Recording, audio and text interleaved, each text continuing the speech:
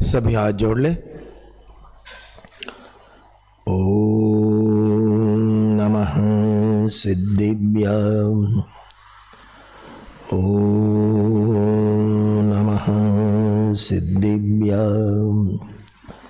ओम नमः सिद्धिभ्यां।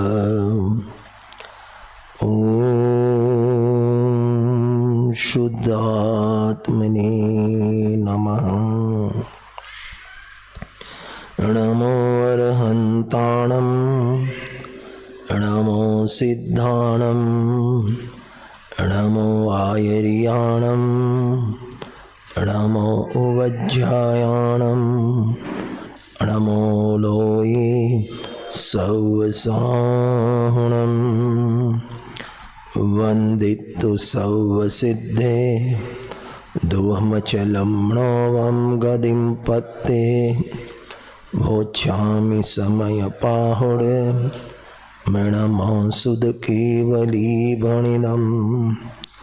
नमः समयसाराय स्वानुभूत्या चकासते। चित्स्वभावाय भावाय सर्वभावान्तरच्छिदे।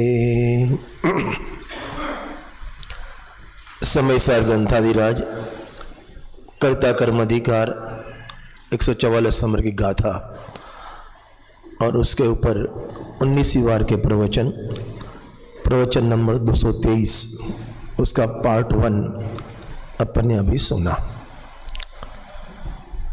एक गुरुवाणी मंथन शिविर का उद्भव क्यों हुआ, उसकी जरूरियात क्यों लगी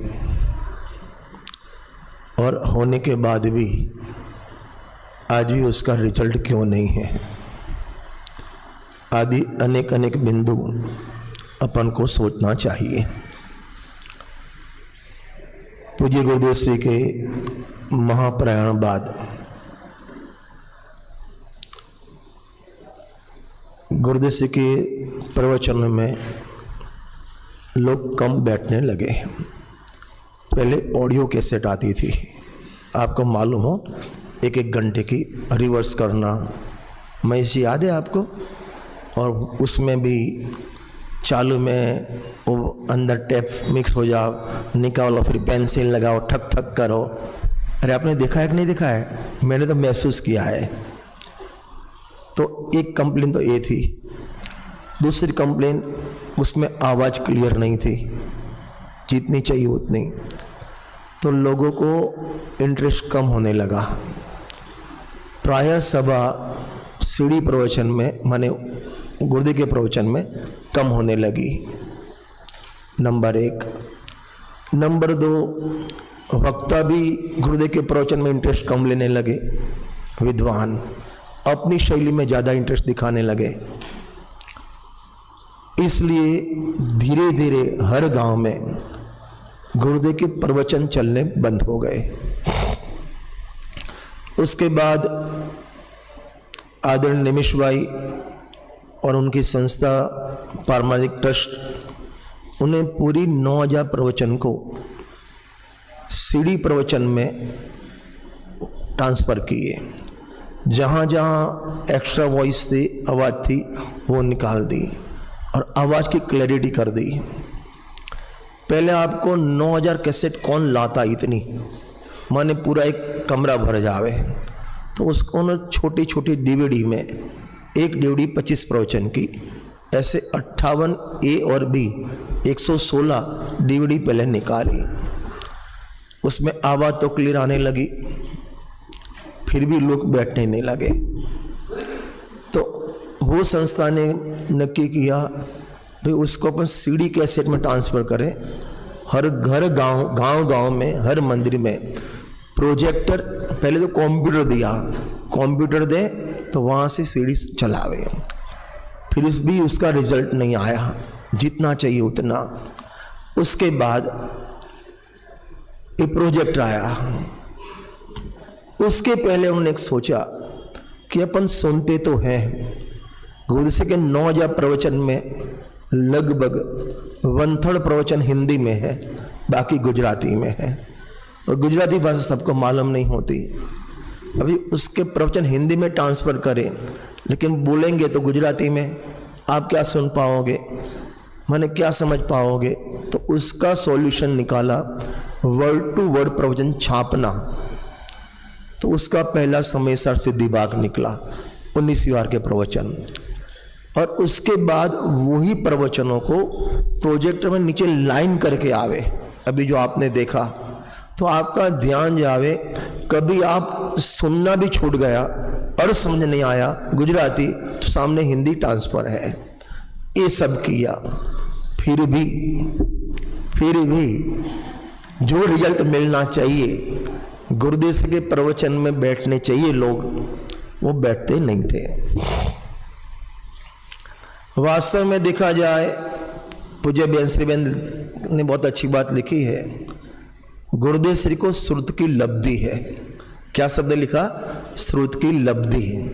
ये लब्धि क्या होती है? माने क्षय समझादा ऐसा नहीं, मैं तब की बात कर रहा हूं 1900 से पहले की। तो आपको कोई भी प्रवचन सुनना हो ना, ऑन द स्पॉट नहीं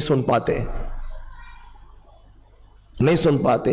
आज मोबाइल में वितरागवाणी ऐप निकालो आप, जो प्रवचन, जो बार का प्रवचन जब सुनना हो, जहां सुनना हो, जो प्रवचन सुनना हो, जिस बार का सुनना हो, आप ऑन द स्पॉट सुन सकते हो। इससे बड़ा पुण्य का उदय और क्या चाहिए पंचम काल में आपको? फिर भी अपन सुने नहीं, उसका लाभ नहीं ले तो क्या फायदा? घर में 50 लाख की गाड़ी हो और उपयोग नहीं करे, वो पुण्य क्या काम का? अपना इतना पुण्य है गुलाब चंद साहब, हर माने 9000 प्रवचन, वो एडवर्टाइज आती है उसकी, एयरटेल की, कर लो दुनिया मुट्ठी में, ऐसा बोर्ड लिखा है, साइन बोर्ड, कर लो दुनिया मुट्ठी में। माने आपके हाथ में मोबाइल है तो दुनिया में कहीं भी बात कर सकते हो। यहां कर लो गुरुदेव श्री को मुट्ठी में, आप जहां भी जो प्रवचन जब चाहो वो प्रवचन सुन सकते हो। कितना पुण्य है आपका, सोचो आप। अपन को अपना कितना पुण्य है वो अपन को मालूम नहीं। कई लोग कहते हैं कि जो मजा वक्ता के प्रवचन में आता है, गुरुदेव के प्रवचन में मजा नहीं आता। और सबसे पहले तो ये बोलता है समझ में नहीं आता। नरेश जी क्या बोलता है प्रवचन में, तेरे इतना तो समझ में नहीं आता, इतना तो समझ आया ना तेरे को? नहीं समझे आप, समझ में नहीं आता, इतना तो समझ में आया ना। कब आया? तब बैठा, तब तो बैठेगा ही नहीं, कैसे समझ में आएगा? मैं हर जगह कहता हूं, आप 30 दिन के लिए एक सुनने की हैबिट डालो। 30 दिन तक कुछ भी समझ में नहीं आवे कोई बात नहीं, नींद आवे कोई बात नहीं, लेकिन कंटिन्यूस गांठ बात कर 30 दिन सुनो। 31वें दिन मैं नहीं कहूंगा आपको कि आप प्रवचन सुनो, आपको हैबिट हो जाएगी। और जो मजा गुरुदेव के प्रवचन में आता है आपको और प्रवचन में नहीं आएगा। अभी तो क्या बोलो कि नहीं बोलो विजय जी, इतना तक आ गया है, बोल दो। अभी एक वक्ता के प्रवचन में मैंने सुना, आपने गुरुदेव का एक प्रवचन सुन लिया ना, बस बाकी सब 9000 प्रवचन बेकार है। क्या सुनना उसमें? कैसे जबान तेरी चलती है? तेरे जबान के 100 खटके क्यों नहीं हो गए?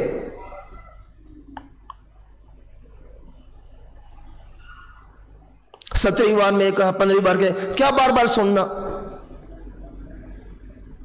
खुद सुनता नहीं है और दूसरों को सुनने की प्रेरणा नहीं देता, उससे अभाग्य क्या कहिए अपना मुमुक्षु समाज का।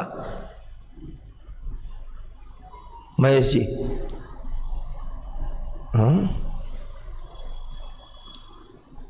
तुम तुम्हारे बाप के बारे में ऐसी बात कर सकते हो? आज अपने धर्म पिता है, अरे है कि नहीं? अरे हाँ जी या ना जी? बोलो नरेश जी, हाँ जी या ना जी? पिता के बारे में ऐसी बात करता है तू? मेरा बस चल, गद्दे पे से उठा कर खड़ा कर दो।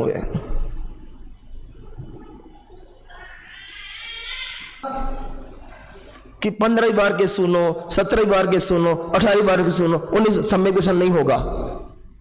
भाई हमको भी मालूम है परलक्ष्य से ज्ञान से अनुभव नहीं होता, लेकिन अनुभव कैसे वहां मिलेगा आपको? कितना पागलपन चला है।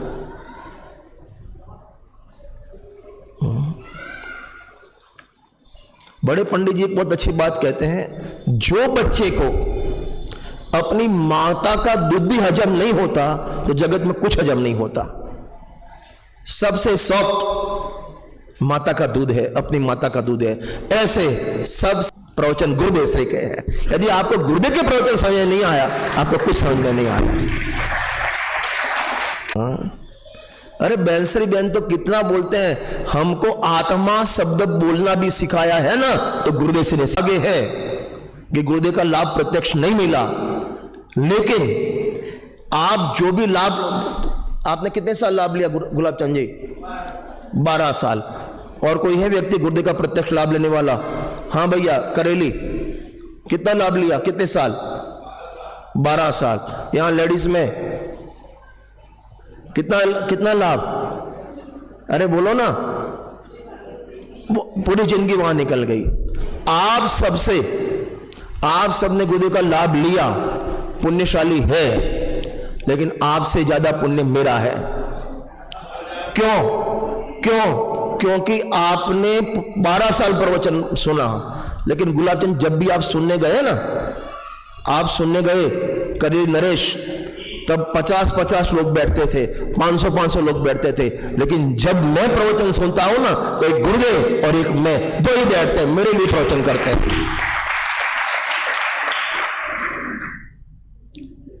इतना भाग्यशाली हूं मैं।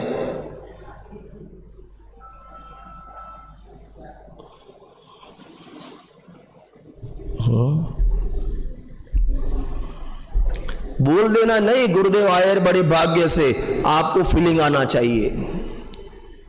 हाँ, जैसे चाय का नशा होता है ना, बिना चाय उसके माने चलते नहीं, भगवान भी दिखते नहीं उसको, सुबह दर्शन भी नहीं कर पाता बिना चाय, कॉल भी नहीं आता उसको चाय बिना। कई लोग ऐसे पागल होते हैं, चाय नहीं पी तो कॉल नहीं आता। विजय जी, अरे नाम आपको नहीं बोल रहा हूं मैं। हाँ, बिना चाय चले नहीं। ऐसे आपके जीवन में गुरुदेव का प्रवचन सुने बिना दिन शुरू नहीं होना चाहिए। आदत डालो। अरे मैं तो इतना बोलता हूं, कभी सांस लेना भूल जाना, नहीं मर जाओगे, लेकिन गुरुदेव का प्रवचन सुनना मत भूलना। और ऐसा भी मत बोलना कि मेरा प्रवचन सुन लेना, मैं गुरुदेव का सुन के जाता हूं। नहीं, डायरेक्ट बात की माल ही अलग है। आप कमेंट्री सुनो और टीवी में देखो, फर्क पड़ेगा? अरे पड़ेगा। और टीवी में देखो और वहां स्टेडियम में जाके देखो, पर फर्क पड़ेगा? ऐसे डायरेक्ट गुरुदेव को सुनो ना, डायरेक्ट मालूम। अभी तो जमाना बदल गया। कौन से जमाने में आप? पहले था वो काला मोबाइल टेलीफोन, उसकी लंबी दूरी होती थी, और टेलीफोन बुक कराना, मेरे को भोपाल नागपुर करना है, नरेश जी को फोन बुक करो, फिर उसका फोन आता, अभी लाइन लग गई है, 8 बजे सुबह लगाओ, रात को 8 बजे आपका लाइन मिलती थी। अरे ऐसा भी जमाना था कि नहीं था? उसके बाद माने वायरलेस फोन आया, उसके बाद पीसीओ आया, वहां तो फोन के पास जाना पड़ता था। अब तो आपके पास इडियट बॉक्स आ गया एक। कौन सा? मोबाइल। जब चाहो, जिससे चाहो, जहां चाहो बात कर सकते हो आप। अभी फोन कोई बुक कराएगा? मेरे को फोन बुक करो भाई, अहमदाबाद फोन करना है। अरे गधे, तो कौन सी दुनिया में आ भाई? 21वीं सदी में आ गया तो। हाँ, ऐसे तो 21 सदी में गुरुदेव के शासन में आ गया। डायरेक्ट बात करना गुरुदेव से। हाँ, एक गुरुवाणी मंथन शिविर क्यों लगाना पड़ी विराग जी?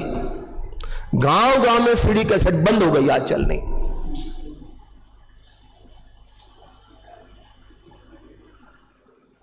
हर गांव में चलनी चाहिए। और मैं तो जहां भी जाता हूं प्रवचन के लिए पहले सीढ़ी का सेट चलाओ, बाद में मैं करूंगा प्रवचन, नहीं तो नहीं करूंगा। आपका जबलपुर साक्षी है, करेली साक्षी है, अशोकनगर साक्षी है, कई जगह, और आज कंटिन्यूस चलता है।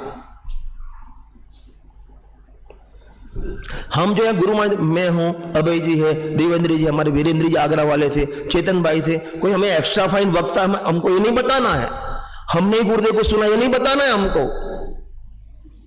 आप सबने सुना है।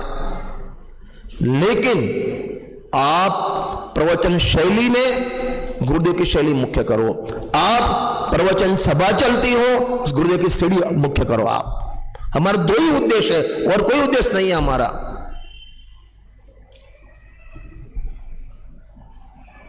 हम कोई एक्स्ट्रा फाइन माने चौथे काल में जन्म लेके चारों आदमी आए ऐसा नहीं है, और हमने सुना है ऐसा भी नहीं है। ना देवेंद्र जी ने गुरुदेव को सुना रूबरू प्रत्यक्ष, ना मैंने सुना, अभय जी ने थोड़ा सुना था 10 साल, चेतन भाई उन्होंने तो सुना ही नहीं गुरुदेव को। तो हम ऐसा नहीं माने, हमारे किसी के माइंड में ऐसा कोई फिक्स स्वाध्याय में सभा में प्रवचन करता हो, वो खुद बैठे प्रवचन में। आज प्रॉब्लम ये है वो वक्ता बैठता नहीं है। माने किसी का मैंने इंसल्ट करना नहीं चाहता, मैं वक्ता ही नहीं बैठेगा। मैं हिम्मतनगर की बात करूं थोड़ी, हमारे यहां जब मेरे पिताजी पहले प्रवचन करते, उसके बाद मैंने शुरू किया, तो मेरे प्रवचन में एवरीडे सुबह शाम दोनों टाइम 125-150 संख्या, गुरुदेव के प्रवचन में 5-10 संख्या।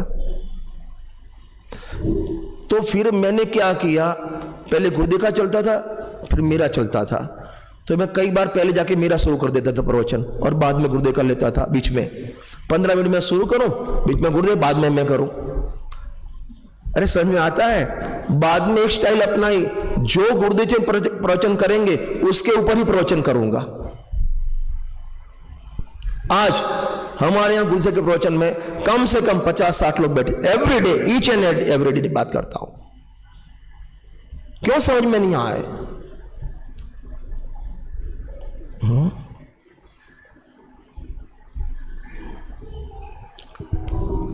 60 साल की लेडीज हो, घर में बहू आई और रसोई बनाने कोई मेहमान आया, कॉफी चाय बनानी थी या कुछ सब्जी बनानी थी, वो बहू बोले मम्मी जी आपको नहीं आएगा, आप बाहर बैठो। आपको बुरा लगेगा? अरे लगेगा। ये बहू एम के तमने ना आवड़े, आपको नहीं आएगा, आप बाहर बैठो। मनोज जी बुरा लगेगा? क्या पागलपन कर रहे हो यार? हैं? हाँ बोलते हैं वहां के सांस को पूछो ना। हाँ वो सांस बोलेगी अरे 50 साल से मैं ही कर रही हूं, पूरा घर चला रही, तू मुझको बोलेगी तेरे को नहीं आवे, तेरे को नहीं आवे, और यहां तू खुद बोलता है। और एक बात याद करना, गुरुदेव श्री के वचन बोलता हूं, गुरुदेव श्री ने बहुत अच्छी बात बोली है कि बहुधा बनिया, बहुदे माने बनिए, मरकर तिर्यंश हो गए। और उसके दो रीजन देते थे। नंबर 1, बनिया है मांस शराब पर स्त्रीगमन ऐसा करता नहीं, इसलिए नरक में जाएगा नहीं, शुभ भाव का कोई ठिकाना नहीं है इसलिए स्वर्ग मिलेगा नहीं, परिणाम में सरलता नहीं है इसलिए मनुष्य को मिलेगा नहीं। कौन सी गति बाकी रही? तिर्यंश गति। एक तो रीजन ये देते थे, उससे बड़ा रीजन दूसरा देते थे, अपन सबके शरीर खड़े हैं और सभी तिर्यंश चींटी से लेकर हाथी तक सबके शरीर कैसे आड़े हैं। वो कैसे हैं? आड़े हैं। गुरुदेव इतना बढ़िया माने तर्क देते थे, तू समझण का पिंड, तू ज्ञान का पिंड, और तू खुद बोलता है मुझे समझ में नहीं आता, तो अपने आत्मा पे आड़ लगाई और आड़ के फल में आड़े सरे मिल गए तेरे को। ये मेरा गुरुदेव श्री का वचन है। तू समझण ज्ञान का पिंड, ज्ञान गण स्वभावी, चैतन्य स्वभावी, मैं ज्ञानानंद स्वभावी। बोलता है मैं ज्ञानानंद स्वभावी और बोलता है मुझे खबर नहीं पड़े, तो काहे का बोला ज्ञानानंद स्वभावी?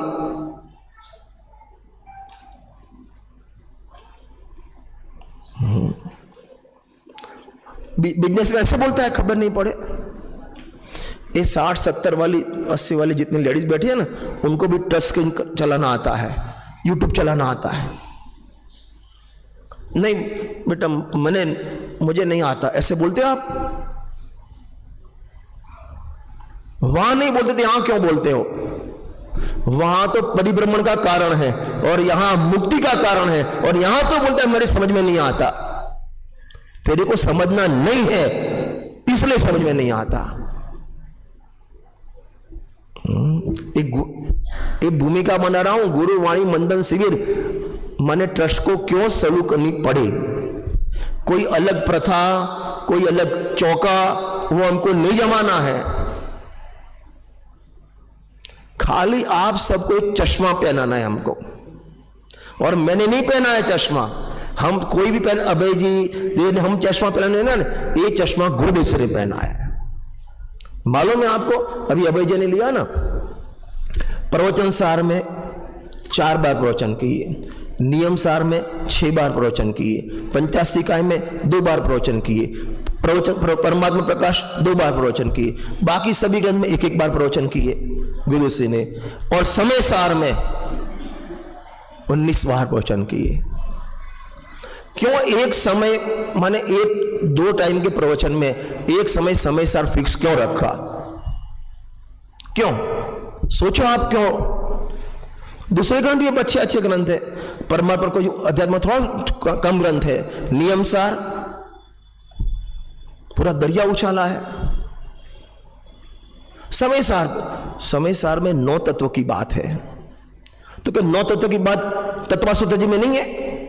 जितनी डिटेल में भेद प्रबंध में तत्वासूत्र जी में बात है, इतनी समय सार में नहीं है। वहां निजराधिकार, वहां पढ़ लो, क्या नाम तुम्हारा तत्वासूत्र में, सविपाक निजरा, अविपाक निजरा, सकाम निजरा, अकाम निजरा, तपसा निजरा। यहां पूरे 44 गाथा में एक भी सूत्र को याद नहीं किया, निजरा के भेद ही नहीं बताए। और बताया तो क्या बताया? ज्ञानी के भोग निजरा के कारण है। गजब हो गया। सब समय सार में आप क्या बताना चाहते हैं? कि हम 7 तत्व की बात बताएंगे, 9 पदार्थ की बात बताएंगे, तो फिर बृहद संगम में भी है, तत्वासूत्र जी में भी है, तो समय सार में आपको क्या दिख गया? गुरुदेव सिंह ने, जो मैं सोचता हूं, जो गुरुदेव सिंह ने समय सार क्यों चॉइस किया कि समय सार में 7 तत्व 9 पदार्थ को भूतार्थ से जानने का बताया। कैसे बताया? अरे बोलो साथ में, क्या है भूतार्थ? ये भूतार्थ क्या होता है? ये भूतार्थ क्या होता है? हाँ, आत्मा को जानना वो भूतार्थ कि आसव को जानना वो भूतार्थ? आप, मेरे को मालूम है अपन मुमुक्षु आत्मा को जानना नहीं, मिथ्यात्व को जान भूतार्थ जानना। गजब हो गया। 13वीं गाथा पढ़ो आप,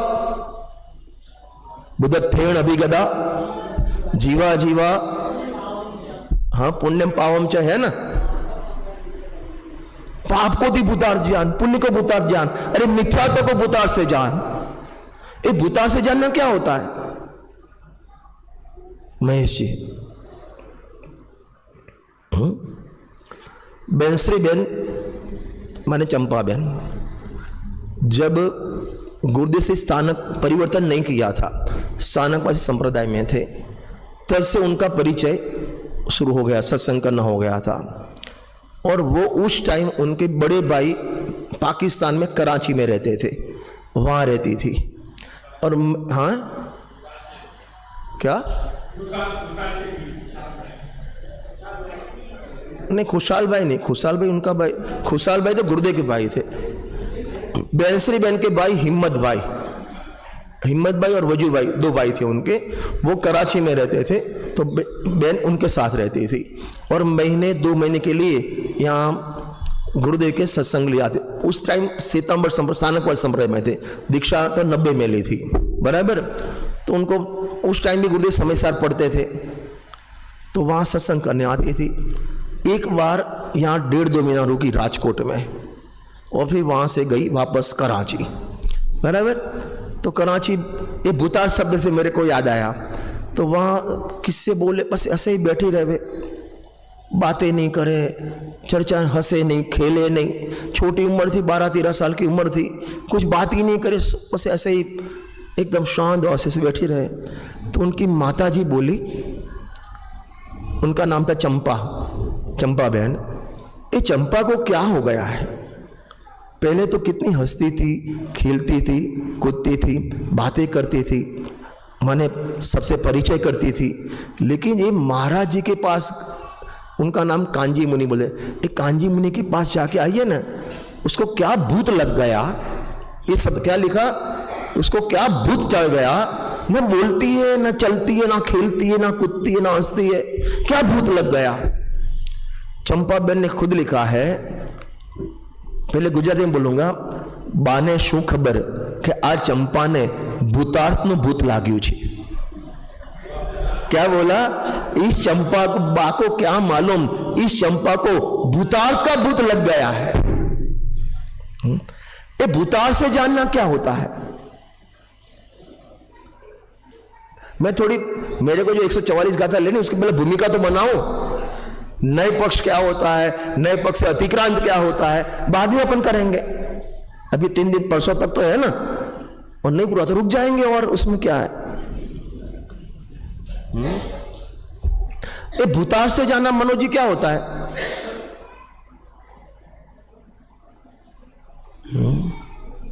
अपने माइंड में ये है कि आत्मा को जानना वो भूतार्थ, और बाकी को जानना अभूतार्थ। और 13वीं गाथा में आश्रव को, संवर को, निजरा को, बंद को तो भूतार्थ से जान, और नियम से सम्यक दर्शन, निश्चय सम्यक दर्शन होगा। ये भूतार्थ माने क्या, भूतार्थ से जानने माने क्या? इन 9 तत्व जीव की पर्याय के भेद है। देखता है पर्याय में मिथ्यात्व को, और दिखता है आत्मा। क्या बोला? देखता है किसको? मिथ्यात्व को। दिखता है क्या? आत्मा। देखता है निजरा को, और दिखता क्या? निजरा में निजरा नहीं दिखे, आत्मा दिखे, उसका नाम भूतार्थ से जानना। नहीं समझ में आया आपको? सिंपल समझाता हूं। एक व्यक्ति था 22-25 साल का, उसको पेट की गड़बड़ी थी, माने हाजमा का प्रॉब्लम था। बहुत एलोपैथी ली, होम्योपैथी ली, न्यूट्रोपैथी किया, कोई फर्क नहीं पड़ा, उसका पेट ऐसे ही रहे, बहुत प्रॉब्लम हाजमे का। एक वैद्य के पास गया, जो ऐसे करता है ना, क्या वैद्य बोलते हैं ना आयुर्वेदिक वाले। उसने ऐसे किया, ऐसे किया, क्या ठीक है, मैं 6 पोड़ियाँ देता हूँ, 2 पोड़ियाँ सुबह, 2 पोड़ियाँ शाम, और गर्म पानी के साथ आपको लेना है। लेकिन आपको बेसन का प्रयोग नहीं करना है। क्या नहीं करना है? बेसन का प्रयोग नहीं करना है। आपको हफ्ते में एकदम क्लियर हो जाएगा। ठीक है, फीस दे दी, पोड़ियाँ ले ली। नेक्स्ट डे वो बंदे को अपनी ससुराल जाना था, जिसको प्रॉब्लम था वो ससुराल गया, उसके पापा भी साथ में गए, दोनों साथ में। शादी का कब करना, क्या करना, वो सब नक्की करने के लिए बैठा, भोजन करने के लिए बैठा। और हमारे गुजरात में जब माने जमाई बाबू आते हैं ना, दामाद आता है ना, तो डिश सिंपल नहीं होती। नरेश जी आपके यहाँ कैसी होती है? हाँ विजय जी आपके यहाँ कैसी होती है? हैं? सिंपल होती है ना। हमारे यहाँ भी दामाद आता है ना, अरे ये तो झूठ बोलेंगे, आप बोलो ना। हाँ बोलो। शकुंतला क्या नाम? हाँ कैसी होती है? अच्छी, माने 2-3 नमकीन होते, फरसान होता है नमकीन, 2-3 मिठाई होती है, 2-3 सब्जी होती है। अरे होता है कि नहीं होता है? अरे हाँ जी, ना जी होता है। अभी भोजन करने बैठे तो पड़ोस ने आए, तो पहले पापा बैठे थे, फिर वो बैठा था, तो गुजरात की डिश थी, वो खमण लेके आए। तो पापा ने लिया, उससे बोला रखो। तो बोला, पापा ने बोला बेटा तेरे को बेसन नहीं खाना है, डॉक्टर ने, वैद्य ने मना कि बेसन नहीं लेना है। पापा एक खमण है कि बेसन है, रखो, रख दिया। उसके बाद सेव आई, भुजिया आया, बेटा तेरे को बेसन नहीं खाना है। अरे पापा कब के आप एक रट लगे बेसन नहीं खाना, बेसन, ये बेसन कहाँ है, ये तो भुजिया है, इस नमकीन है, ये सेव है, हाँ ये बेसन के लड्डू है, ये खमण है, ये ढोकला है। पापा को खमण में भी क्या दिखता था? अरे क्या दिखता था? बेसन। नमकीन में भी क्या दिखता था? बेसन। और लड्डू में भी क्या दिखता था? बेसन। देखता था लड्डू, दिखता था बेसन, दिखता था खमण, दिखता था बेसन। इसका नाम बेसन को भूतार से जानना। अरे हाँ जी या ना जी? ऐसे ही आत्मा की जो जो अवस्था पर्याय में है, मिथ्यात्व हो, सम्यक दर्शन हो, निजरा हो, संवर हो, मोक्ष हो, देखता है मोक्ष और दिखता है आत्मा, इसका नाम भूतार दृष्टि। देखता है बंद, देखता है मिथ्यात्व, देखता है कषाय और दिखता है, अरे बोलो, आत्मा, इसका नाम भूतार दृष्टि। और गुरुदेव को एक चीज पसंद आ गई, हर अधिकार को भूतार से देखना, निजराधिकार को भूतार से देखना। इसलिए उन्होंने ये दृष्टि एडप्ट भी की और हर व्यक्ति को गांव गांव समय सार भी दिया और भूतार्थ के चश्मे भी दिए। नहीं समझे आप? क्या दिया?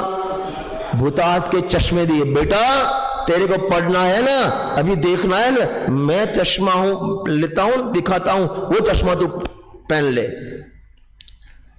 गुरुदेव श्री मेरे पास तो पहले से ऑलरेडी रिस्पेक्ट है, चश्मा है मेरे से, तो कि बेटा वो चश्मे तो रहने दे, इसके ऊपर और एक लगा दे, नहीं तो ये चश्मा नहीं लगाया तेरे को समय सार समझ में नहीं आएगा, उसका भाव वासन नहीं होगा। अरे कैसे नहीं होगा? हम पढ़ते हैं पूरा समय सार याद है हमको,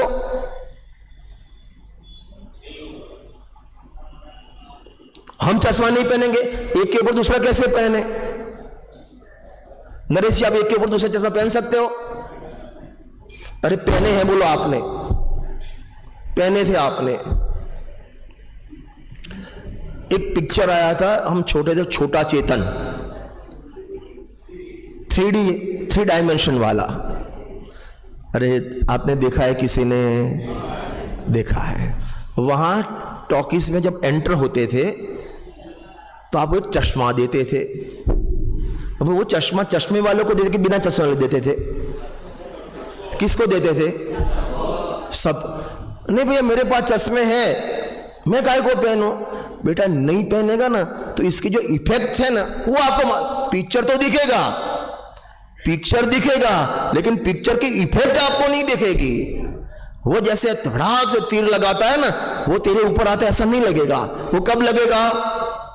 अरे कब लगेगा? आप वो चश्मा पहनोगे तब। ऐसे गुरुदेव श्री ने एक गुरुवाणी मंडल शिविर का देव ये है कि आप एक भूतार्थ के चश्मे पहन लो, पढ़ो तो भी भूतार्थ के चश्मे, पढ़ाओ तो भी भूतार्थ के चश्मे पहन के पढ़ाओ, तो आपको मजा आएगा। एक गुरुवाणी मंथन शिविर की थीम हमारी ये है, एम ये है हमारा। जानना तो पड़ेगा ना, कटप्पा ने बाहुबली को क्यों मारा, जानना तो पड़ेगा ना। हाँ पदम दादा, आपके विषय के बारे की बात कर रहा हूं। कटप्पा ने बाहुबली को क्यों मारा, तो आपको देखना पड़ेगा। ऐसे आपको समय सार पढ़ना है। अरे समय सार नहीं, जिनवाणी पढ़ना है तो आपको भूतार्थ का चश्मा पहनना पड़ेगा। और गुरुदेव ने 45 साल जो किया, ये भूतार्थ के चश्मे पहनाने का काम किया। हर व्यक्ति को समय सार नहीं दिया, समय सार पढ़ने के चश्मे भी दिए। और वो चश्मे आपके खो गए हो, गुम गए हो, रह गए हो, टूट गए हो, तो तो गुरुवाणी मंदन शिविर के माध्यम से फिर से वो चश्मा गुरुदेव की तरफ से हम लेके आए और आपको देने आए।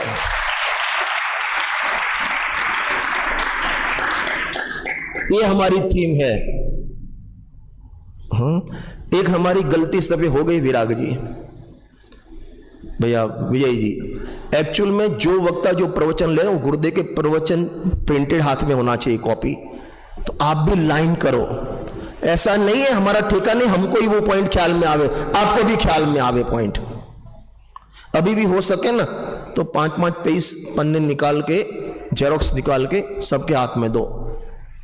और बच्चों को तो, बूढ़ों के बच्चों को तो मालूम पड़े ना कि कहां गुरुदेव ने कहा, आप हाईलाइट करो उसमें। और मेरी तो भावना ये है, मैंने अंकुर को बोला, अंकुर शास्त्री को बोला है कि आपको भी एक दिन जो प्रवचन उस पर प्रवचन करना है। मेरी भावना है और 5-10 व्यक्ति तैयार हो गए गुरुवाणी मंदन शिविर में, 50 की टीम तैयार हो गए। आज ऐसी टीम तैयार हो जावे ना तो गांव-गांव में हम शिविर लगाने तैयार हैं। ये थीम है गुरुवाणी मंदन शिविर के। प्रवचन तो आप घर पे भी सुनते हो। इतना नहीं, मास्टर शेफ में क्या करते हैं, आपको रसोई खिलाते नहीं है मास्टर शेफ वाले,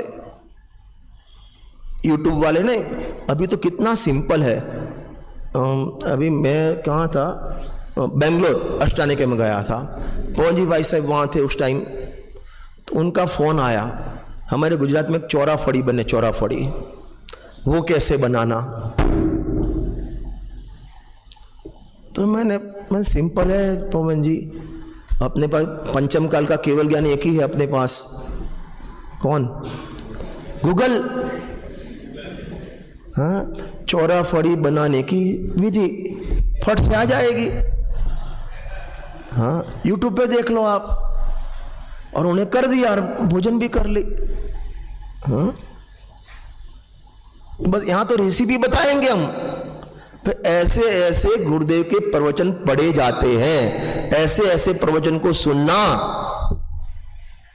और शुरुआत में जो सीढ़ी कैसे शुरू करते हैं, आज से शुरू करें या शुरू करने वाले हैं, एक प्रवचन 3 दिन कंटिन्यूस सुनो और सामने जिनवाणी रखो, पढ़ो। मैं गारंटी से कह रहा हूं 15 दिन में आप गुजराती के मास्टर हो जाओगे।